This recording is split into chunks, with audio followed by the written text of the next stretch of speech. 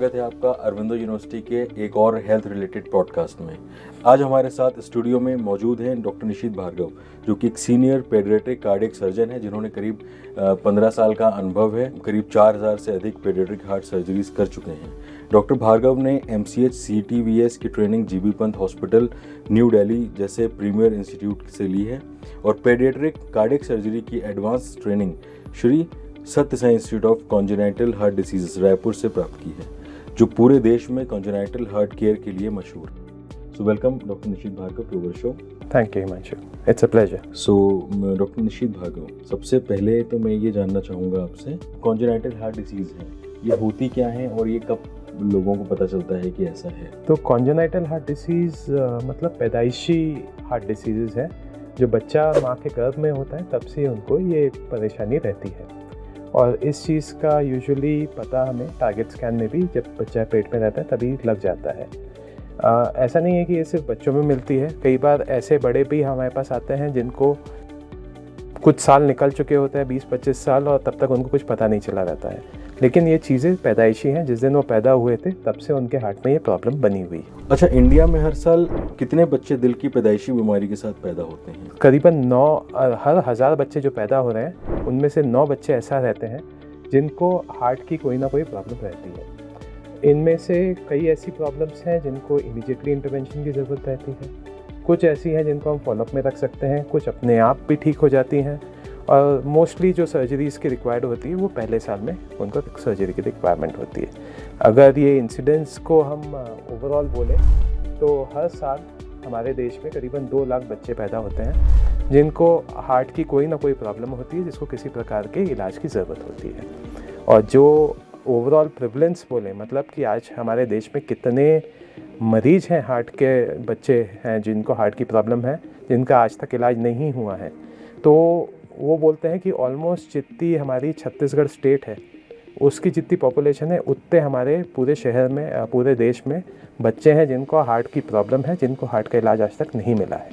तो it is that big a problem. अच्छा, parents को कौन कौन से साइंस पर अलर्ट होना चाहिए और कैसे पहचान कर सकते हैं कि बच्चे में किसी तरीके की दिल की प्रॉब्लम है या नहीं है? तो आजकल काफ़ी अच्छे टारगेट स्कैन्स होते हैं, जो बच्चा जब माँ 20 वीक प्रेग्नेंट होती हैं तब उनके टारगेट स्कैन होते हैं। अगर कहीं अच्छे से टारगेट स्कैन हुआ है तो मोस्टली उसमें हमें पता चल जाता है। तो इट इज़ वेरी कॉमन आज की तारीख में कि हमारे पास पेरेंट्स आते हैं जो अभी प्रेग्नेंट ही हैं और वो हमसे पूछते हैं कि ये प्रॉब्लम निकली, आगे क्या होना है। बट फिर भी एक मेजॉरिटी क्राउड है जिनको ये चीज़ें नहीं पता चलती हैं। बच्चे जब पैदा होते हैं उसके बाद 2 प्रकार की प्रॉब्लम्स उनमें यूजुअली देखी जाती हैं। एक होता है कि वो उनको सांस तेज़ चलती है, जिसकी वजह से वो दूध नहीं पी पाते हैं। छोटे छोटे बच्चे दूध पीते हैं तो उनको पसीना आता है और उनका वजन बढ़ने में बहुत दिक्कत होती है। ये एक स्पेक्ट्रम ऑफ डिसीज़ है जिसको हम एसाइनोटिक हार्ट डिसीज़ बोलते हैं, जिसमें ऑक्सीजन की मात्रा नॉर्मल रहती है लेकिन बच्चे के फेफड़े में खून का बहाव ज़्यादा रहता है, जिसकी वजह से उसको सांस लेने में प्रॉब्लम होती है, बार बार निमोनिया होता है, वजन नहीं बढ़ता है, दूध पीता है, पसीना आता है। जो दूसरा स्पेक्ट्रम है जिसको हम साइनोटिक हार्ट डिसीज़ बोलते हैं, उसमें बच्चे के ऑक्सीजन की मात्रा कम होती है। तो अगर उसका हम ऑक्सीजन सैचुरेशन देखने जाएंगे तो किसी का 60%, किसी का 70% रहता है। उनकी उंगलियां, होंठ सब नीले रहते हैं। जब बच्चे ज़्यादा रोते हैं तो ये नीलापन इतना बढ़ जाता है कि उसकी वजह से उनके ऑक्सीजन की कमी की वजह से वो बेहोश तक हो जाते हैं। उसको हम साइनोटिक स्पेल बोलते हैं हमारी भाषा में। तो ये 2 स्पेक्ट्रम हैं, एक एसाइनोटिक का जहाँ सांस चलना, बार बार सर्दी खांसी जुकाम होना, निमोनिया होना है, और दूसरा स्पेक्ट्रम है जो कि साइनोटिक हार्ट डिसीज़ है, जहाँ पे बच्चे नीले रहते हैं, वो ज़्यादा रोते हैं तो और नीले पड़ जाते हैं, कई बार बेहोश हो जाते हैं, कई बार उसकी वजह से झटके आते हैं उन्हें। ये सारी प्रॉब्लम्स मोस्टली देखी जाती है। सो डॉक्टर भार्गव, मेरा अगला सवाल है कि आज के टाइम में कॉन्जेनाइटल हार्ट डिसीज़ का ट्रीटमेंट कितना एडवांस हो चुका है, उसके बारे में आप क्या कहना चाहेंगे? बच्चों की हार्ट की जो सर्जरी है ये बहुत नई फील्ड है मेडिकल फील्ड में। पिछले 30-40 साल में ही ये बच्चों की हार्ट सर्जरीज होनी चालू हुई हैं। उसके पहले हमारे पास इतनी सुविधाएं नहीं थी कि अच्छे से हार्ट की सर्जरी हो पाती थी। लेकिन पिछले 30 से 40 साल में things have become amazingly well. आज चीज़ें इतनी एडवांस हो चुकी हैं और सर्जिकल ट्रीटमेंट इतने बेहतर हो चुके हैं कि आज हम अगर ज़्यादा बोलें तो जो कॉम्प्लेक्स बीमारियां हैं उसमें भी लेस देन 5% मोर्टालिटी है। मतलब कि अगर हमने 100 बच्चों का ऑपरेशन किया है तो 95 बच्चे उनमें से बहुत अच्छे हो गए और घर जाते हैं। सिर्फ 4-5 बच्चे ऐसे होते हैं जिनकी जान को खतरा होता है, वो उस चीज़ को सर्वाइव नहीं कर पाते। और ये मैं कॉम्प्लेक्स बीमारी की बात कर रहा हूँ। जो सिंपल जो हम नॉर्मली सुनते हैं, दिल में छेद है, कहीं पर रुकावट है, ये तो सर्जरी ऐसी हैं जिसमें आज की तारीख में हार्डली कोई मोर्टालिटी है, लेस देन 1% मोर्टालिटी। मतलब कि 100 बच्चों में से 99% बच्चे बिल्कुल अच्छे होकर घर जाते हैं, जिनको आगे के लिए कोई ख़ास प्रॉब्लम नहीं होती। अच्छा, इसमें बहुत सारे लोगों का ये मानना है कि अगर दिल का ऑपरेशन हुआ है तो ये मतलब एक लॉन्ग टर्म बीमारी है, बच्चों का बाद में भी ध्यान रखना है, खेलने नहीं देते, कुछ काम नहीं करने देते, तो ये कहाँ तक सत्य है ये मिथ? नहीं, ये बिल्कुल भी सत्य नहीं है। मेजॉरिटी जो डिसीज़ेज़ हैं, जैसे KSD हो गया, VSD हो गया, टॉफ हो गया, जो कॉमन डिसीज़ेज़ हैं हार्ट की, उनमें एक बार बच्चों का सही टाइम पे इलाज हो गया तो आगे उनके लिए कभी कोई रेस्ट्रिक्शन नहीं रहते। वो अपने जो बाकी स्कूल के बच्चे हैं उनके जैसे खेल सकते हैं, पढ़ सकते हैं, सारी एक्टिविटीज़ कर सकते हैं। हाँ, थोड़ा बहुत उनको एक्सट्रीम स्पोर्ट्स अवॉइड करने को बोलते हैं, पर अदरवाइज़ उसके अलावा उनकी life is as good as a normal child. तो ये एक दिमाग में जो जनरल क्राउड के है कि हार्ट की बीमारी है तो बहुत बड़ी बीमारी है, इसका इलाज कैसे कराएंगे, और इलाज करा भी लिया तो क्या फ़ायदा, वो बिल्कुल गलत है। बच्चे एक बार जब उनका इलाज हो जाता है उसके आगे वो बिल्कुल नॉर्मल लाइफ लीड करते हैं। अच्छा, जो बहुत सारे बच्चे हैं, कि सभी बच्चों की जिनको हार्ट की प्रॉब्लम है ओपन हार्ट सर्जरी ही करनी चाहिए या कोई और ट्रीटमेंट भी पॉसिबल है? नहीं, तो जैसे मैंने आपको बताया कि हर 1000 बच्चों में 9 बच्चों को हार्ट की बीमारी निकलती है। अब हर बीमारी को इलाज की ज़रूरत नहीं होती। कुछ ऐसी बीमारी होती हैं जो छोटी होती हैं, कहीं छोटे छेद हैं वो कई बार अपने आप बंद हो जाते हैं, कुछ वॉल की थोड़ी बहुत रुकावट है वो आगे कंटिन्यू हो सकती है विदाउट एनी प्रॉब्लम, पर ये बहुत ही एक स्मॉल प्रपोर्शन है। मेजॉरिटी जो बच्चे रहते हैं उनको किसी न किसी प्रकार की इलाज की ज़रूरत रहती है। जो कॉम्प्लेक्स बीमारियां रहती हैं उनको तो पहले 6 महीने के अंदर अंदर ऑपरेशन की मोस्टली ज़रूरत रहती है।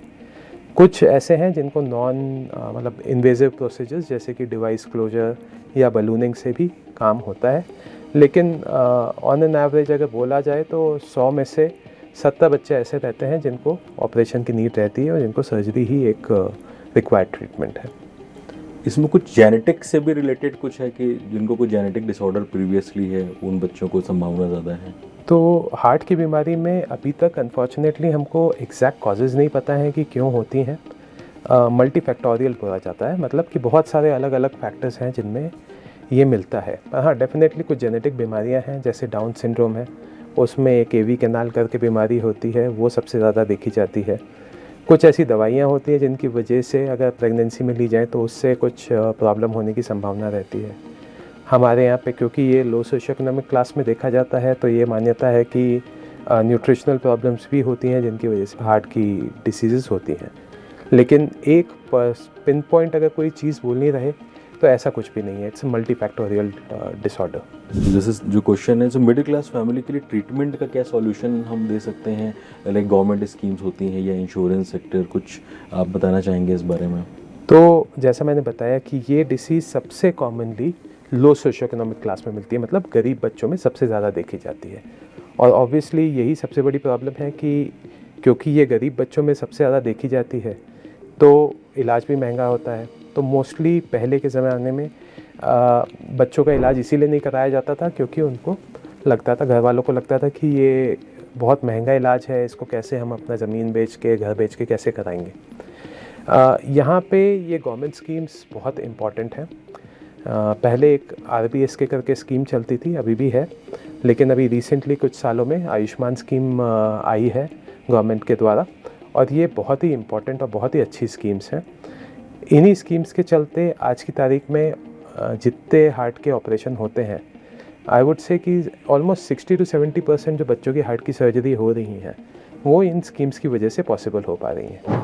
अगर ये नहीं होती स्कीम्स तो मुझे नहीं लगता कि जितने फैमिलीज़ हैं वो बहुत ज़्यादा इस चीज़ को अफोर्ड कर पाती। ऐसा नहीं है कि बहुत महंगा इलाज है, लेकिन एक पुअर सोशियो इकोनॉमिक क्लास या पुअर क्लास के लिए ये बहुत ज़्यादा इन्वेस्टमेंट है जो कि शायद वो कभी नहीं कर पाते। तो ये government schemes they are very important, वो बहुत ज़्यादा मदद कर रही हैं बच्चों की और उनकी फैमिलीज़ की।